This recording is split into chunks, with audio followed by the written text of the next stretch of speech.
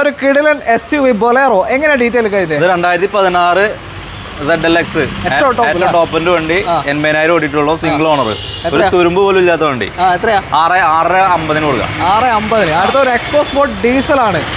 ഇത് 2018 new shape titanium plus. Okay, ഇത് നമുക്ക് 5,95,000 രൂപ കൊടുക്കാം. 5,95,000 ടൈറ്റാനിയം പ്ലസ് ഡീസൽ വാഹനം നിങ്ങൾക്ക് കൊണ്ടുപോകാം. 2016 പറഞ്ഞേ? അതെ അതെ. ഓക്കെ, 18 മോഡലാണ്. അടുത്ത ക്രിസ്റ്റ. ഇത് 2016 മോഡല്.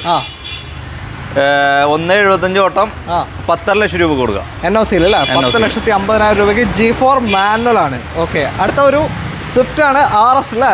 ഇത് RS വേരിയന്റ് 2013 പെട്രോള്. ഇതൊരു 3,60 കൊടുക്കാം. 3,60 2013 പെട്രോൾ RS സ്വിഫ്റ്റ്. ഓക്കെ, അടുത്തത് വീണ്ടും ഒരു സ്വിഫ്റ്റ് തന്നെ, ഓട്ടോമാറ്റിക് അല്ല, അത് മാനുവൽ ഡീസൽ ആണ്. ഓക്കെ, എത്രയാ?